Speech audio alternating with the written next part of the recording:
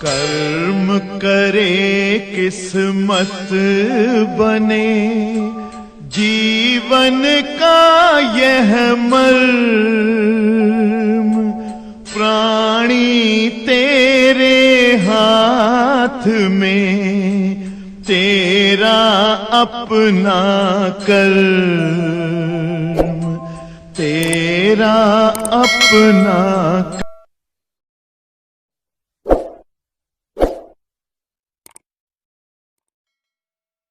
प्यारे बच्चों, अगर हम आपके सामने एक फिगर बनाए इस तरह से,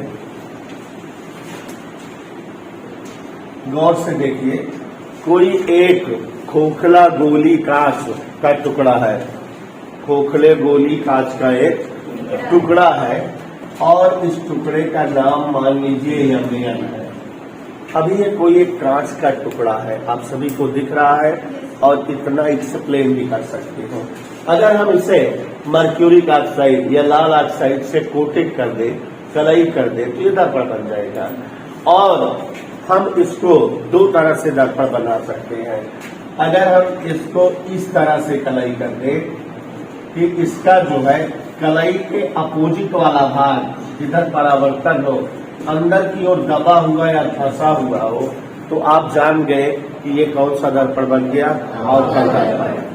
यह भी जानते हैं अवतल दर्पण के परावर्तक तल का मध्य बिंदु दर्पण का ध्रुव कहलाता है। और यह दर्पण जिस खोखले गोले का भाग होता है उसका केंद्र वक्ता केंद्र कहलाता है। ये सब आप लोग समझे हुए हो, हमने बताया भी है। वक्ता केंद्र और ध्रुव को मिलाने वाली जो रेखा होती है इसे आप मुख्य अक्ष कहते हैं या जानते हैं। ये आपको बताया गया है कि ये मुख्य अक्ष है। Is that clear? तो आपके सामने बच्चों एक दर्पण रखा हुआ है एमपीएन।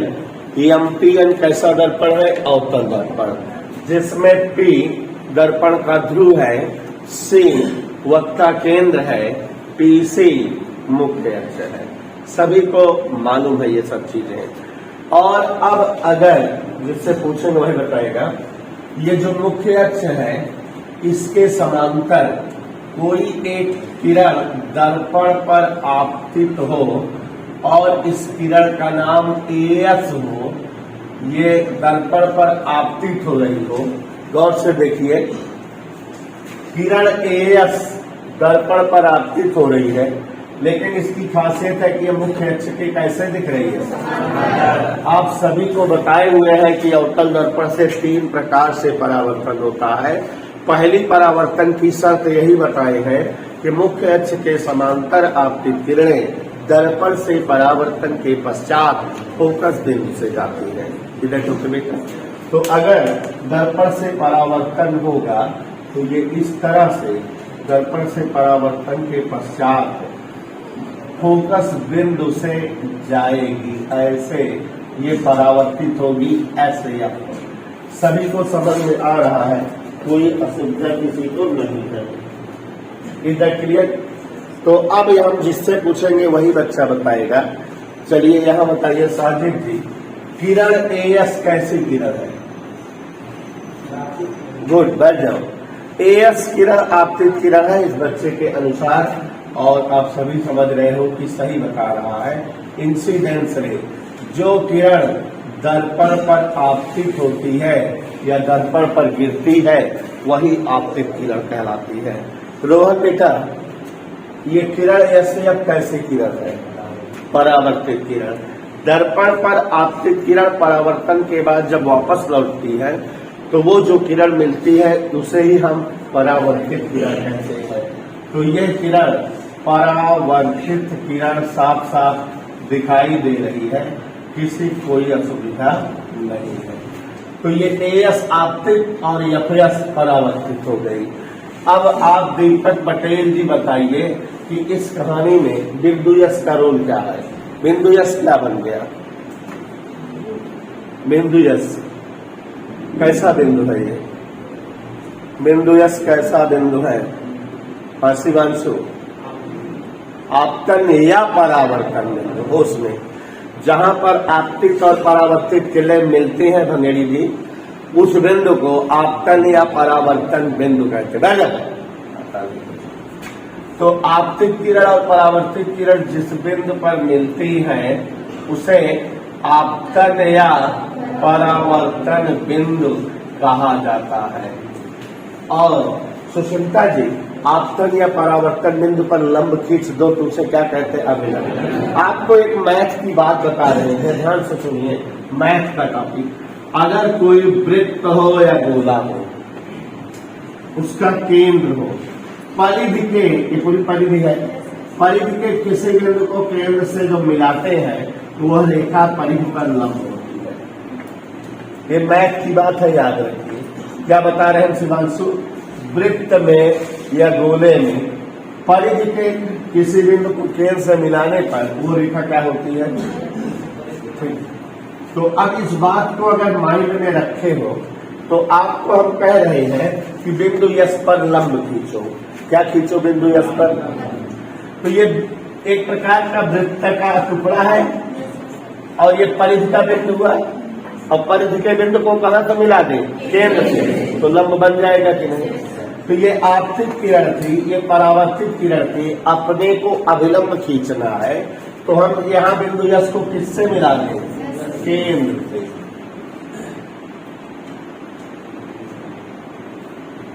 केंद्र से मिलाती हुई रेखा खींच दे तो ये कौन सी रेखा बन जाएगी? अभिलंब। सभी को दिखाई दिया? किसी कोई असुविधा बेटा समझ में आ रहा है? ये अभिलंब बन गया। अब एक बार फिर से देखो और सभी लोग समझने का प्रयास करो। यम पी एन अवतल दर्पण है, बिंदु P दर्पण का ध्रुव, यह से और ये PC मुख्य के समांतर किरण AS दर्पण पर आपतित हुई, परावर्तन के पश्चात फोकस से गई, परावर्तित किरण SF दे गई। आपतित किरण, परावर्तित किरण, और ये क्या है? और आपको ये भी पता है कि आपतित किरण अभिलंब के साथ जो कोण बनाती है, कौन सा कोण होता है? माने आपतित किरण और अभिलंब इन दोनों के साथ बना कोण आपतन कोण चित्र में दिखाई दिया। और ये परावर्तित किरण अभिलंब के साथ बना कोण परावर्तन कोण। माने यहाँ ध्यान से देखिएगा, कोण स्क्वायर ASC कैसा कोण है? आपतन कोण है कि नहीं? नाम इसका क्या है? आई। कोई डाउट? और ये वाला कोण CSF कैसा कोण है? परावर्तन कोण। इधर क्लियर? एक और खासियत शिवांशु देखो, ये रेखा AS और ये रेखा CP दोनों समांतर दिख रही है। AS समांतर CP। बच्चों, मैथ की बात है कि अगर दो रेखाएं समांतर हो, उनको कोई तिर्यक रेखा कट करे, करस्पॉन्डिंग लाइन, तो रेखा के अंदर इधर उधर जो कोण बनते हैं अंतः एकांतर कोण कहलाते हैं और बराबर होते हैं, है ना?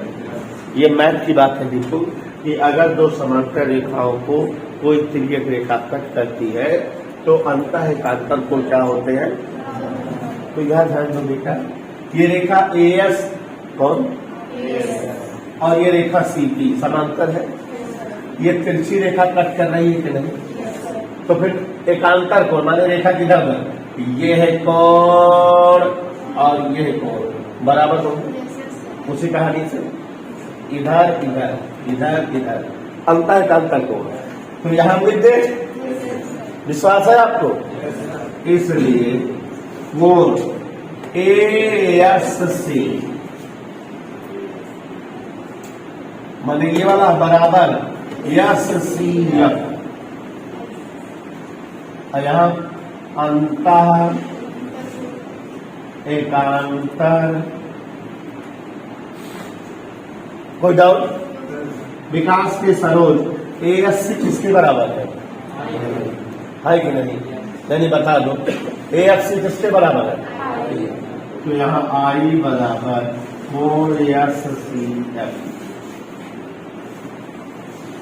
कोई डाउट? समझ आया?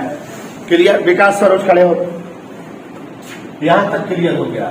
विकास सरोज आप बताने का प्रयास करिए, परावर्तन के कई नियम पढ़ाए थे हम, कौन कौन?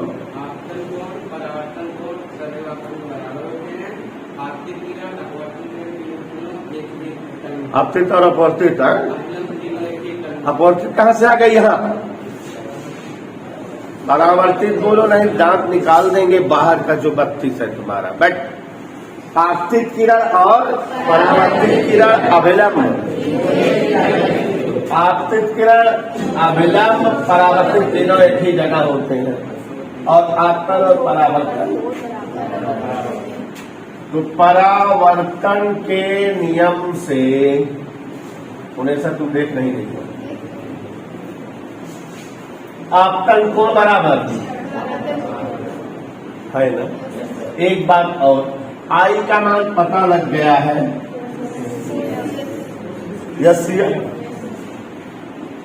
AFCF, और उदयसुरा हमको बता रही है R का मान पता है CSF। ध्यान दीजिए जरा, I का मान क्या है और R क्या है, मतलब हमने मान रख दिया है। अब देखो जरा, एक त्रिभुज बना हुआ है, त्रिभुज CSF में, कौन त्रिभुज? देखो ये क्या पढ़ रहे हैं हम, SCF माने ये वाला कौन बराबर किसके है? CSF माने ये वाला कोण, माने ये दोनों आमने सामने वाले कोण बराबर है कि नहीं? आपको एक बात बता दे, रख लेना, कक्षा 9 में पढ़ाया गया है आपको 9th की क्लास में, कि यदि किसी त्रिभुज में दो कोण समान हो तो कोणों के सामने की भुजाएं भी समान होती हैं, समान कोणों की सम्मुख भुजाएं समान होती हैं। प्रमेय है, उल्टा भी प्रमेय है कि अगर भुजाएं समान हो तो उनके सामने के कोण समान होते हैं। तो यहाँ क्या समान दिख रहा है? कोण समान है, तो इनके सामने की भुजाएं भी क्या होगी? तो इस कोण के सामने भुजा माने FS और इस कोण के सामने भुजा माने CF बराबर होगी। मैं CF बराबर FS यहां लिख दें, समान कोणों के सम्मुख भुजाएं। कोई दिक्कत? उन्हें ऐसा यहां तक समझ आया बेटा? उसने ये त्रिभुज CSF था परीक्षण, इसमें ये कोण और ये कोण बराबर था, तो इस कोण के सामने भुजा बोल दे FS और इस कोण सामने भुजा बोल दे, दोनों बराबर होंगे। क्यों? प्रमेय से। कौन से प्रमेय बताए हम? समान कोणों की सम्मुख भुजाएं बराबर, प्रमेय है। तो इसलिए ये दोनों भुजाएं आपस में क्या हो गए? CF का मान किसके बराबर आ गया? FS के। अब जैसा कि आप जानते हो, दर्पण में कोई भी डेरिवेशन वगैरह करते हैं तो दर्पण का द्वारक छोटा हो, माने मान लेते हैं कि दर्पण छोटा हो, तो यहां देखो जरा हिंडोला, यदि दर्पण का द्वारक, देखते रहना बार बार, छोटा हो, ये दर्पण नन्हा सा हो, तो ये जो यह सुहाना है और यहां आ जाएगा, तो ये जो FS है लगभग किसके बराबर हो जाएगा? यही ना। फिर से देखो, यस यहां हो जाएगा, छोड़ के हो जाए, तो ये FS और FP दोनों बराबर हो जाएंगे कि नहीं?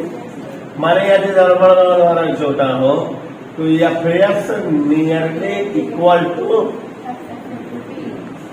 ये समीकरण 2 रहे और ये समीकरण 3, तो 2 और 3 से देखो ताड़ो, CF का मान क्या है और FS का मान क्या है? माने CF का मान क्या हो गया? CF बराबर FS और FS बराबर FP। सी एफ बराबर एफ पी हो गया कि नहीं? हो गया कि नहीं? पक्का? अनुज पटेल खड़े हो। वक्रता त्रिज्या आर, चित्र में देखो वक्रता त्रिज्या क्या है? वक्रता त्रिज्या का नाम बताओ। हाँ बताओ, कहां से कहां तक है वक्रता त्रिज्या? गुड, बैठ जाओ। देखो बेटा, ध्रुव से वक्ता केंद्र तक की दूरी, इस दूरी को वक्ता त्रिज्या कहा जाता है। और फोकस बिंदु से ध्रुव तक की दूरी फोकस दूरी कही जाती है। तो ये यहां से यहां तक आर बराबर सी बी। पक्का? रोला देखो जरा, हिंडोला ध्यान से। सीपी में दो दूरियां हैं, देख बताओ क्या क्या। गुड, समझदार लड़की है। सीपी में सीएफ है और क्या है? एफपी है कि नहीं? देख लो, सीएफ और एफपी जोड़ देंगे तो सीपी आ जाएगा कि नहीं? तो सीपी बराबर सीएफ प्लस, मजा आ रहा है। अब आगे देखो, सीएफ का मान क्या लाए हो? तो सीएफ की जगह क्या लिख सकते हो? और ये एफपी है, तो एफपी एफपी किसका मान है? ये आर बराबर 2 गुणे, चित्र देखो एफपी क्या है? फोकस दूरी। तो एफ बराबर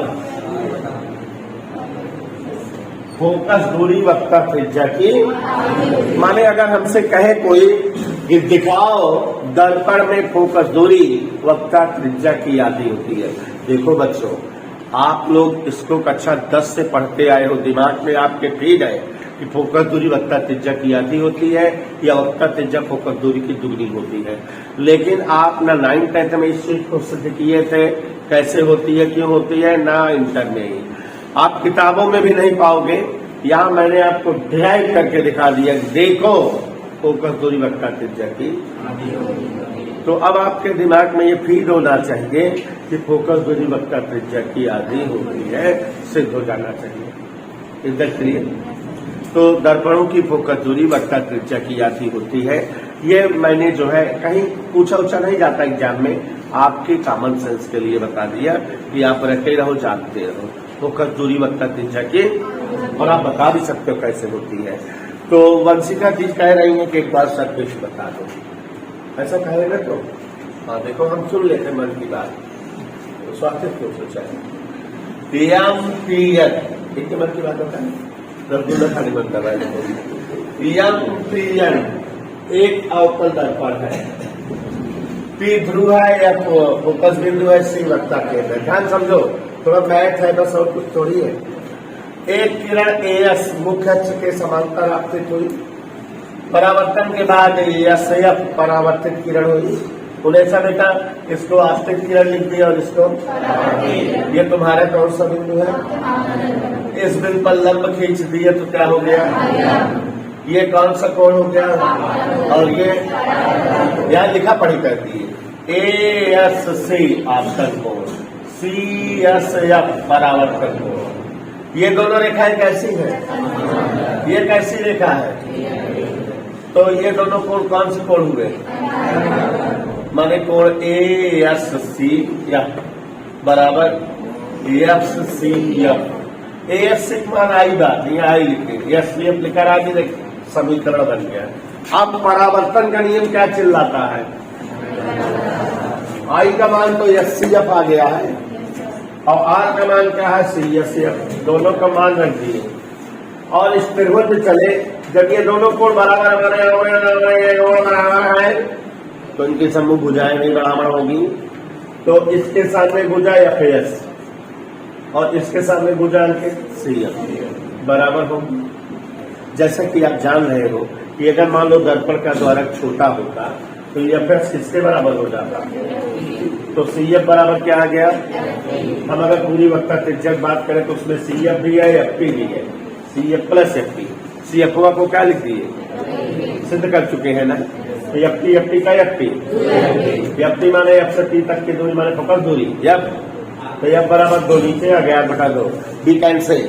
हम चिल्ला के कह सकते हैं फोकस दूरी वक्ता त्रिज्या की